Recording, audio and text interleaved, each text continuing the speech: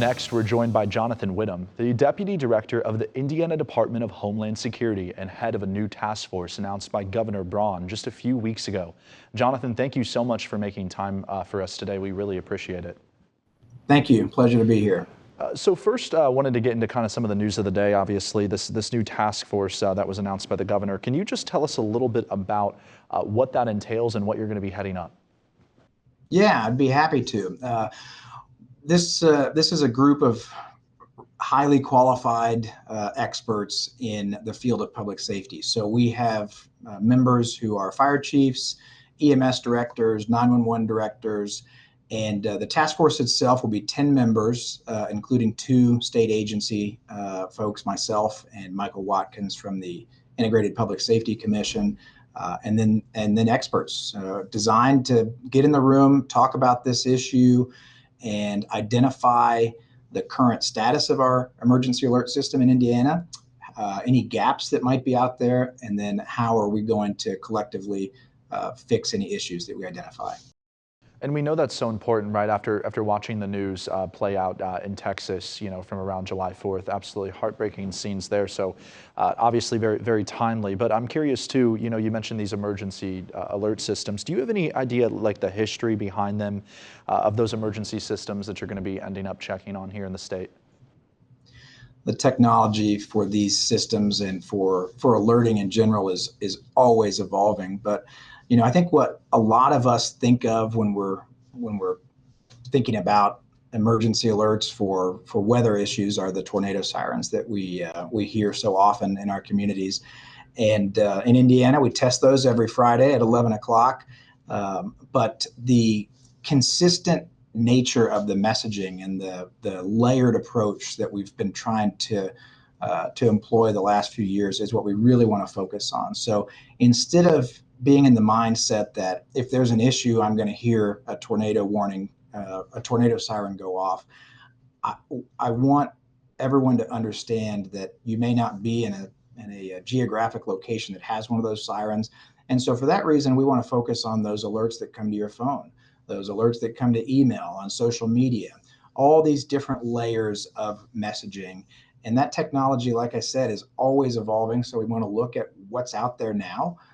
What may be available? Is it something that we have access to here in the state of Indiana? Is it something that we need access to, and how do we get it? And I'm curious too, Jonathan, to your knowledge, have there been any specific issues with emergency alerts that you're aware of that the state has experienced? No specific alerts right now. So what we want to do is we want to dig into that. Is there an issue that is well known or known in certain parts of the state that we can address? Is the system good but not great, and how do we get it to great?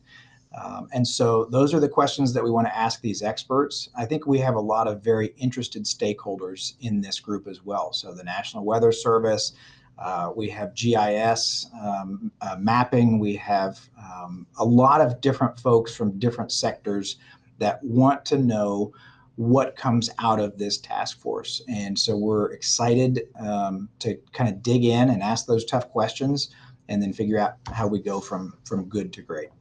Very, very important work. The National Weather Service and NOAA have had their funding reduced recently. Is there any concern that might have an impact on the issuing of alerts? And what do you tell someone at home who's watching who might be concerned about that funding cut, particularly when it relates to the state of Indiana sharing their alerts?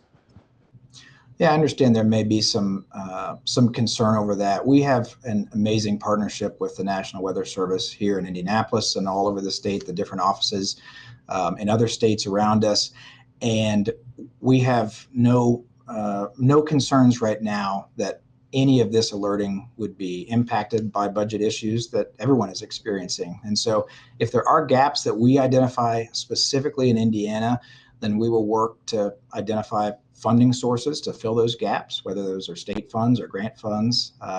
But the alerting itself is, we've been assured, and we've seen it even recently. The National Weather Service has really been pushing these alerts, especially since the tragedy in Texas. And so Again, that multi-agency, multi-layer approach is what we want. We don't want to rely on one single point of failure with the system. And so the state has a role, National Weather Service, local communities, emergency management agencies, we all have a role in this. And Jonathan, here we are, obviously in Evansville. We are on the Ohio River.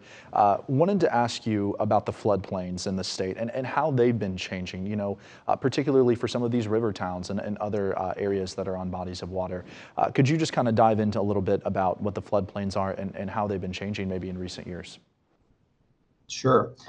We have a couple of different groups that watch these areas very closely. The Indiana Department of Natural Resources is one of the agencies that helps identify and manage some of those floodplains and floodways.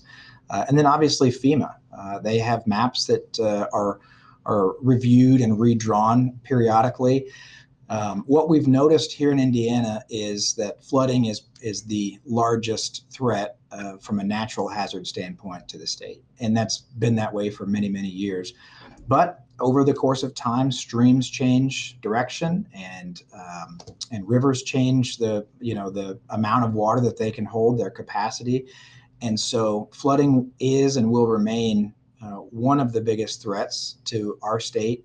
And so it's something that we want to focus on with this system, with counties that are impacted maybe more than others. So to your point, along the Ohio River, we have a lot of bodies of water in Indiana, and we know generally where that water is going to rise.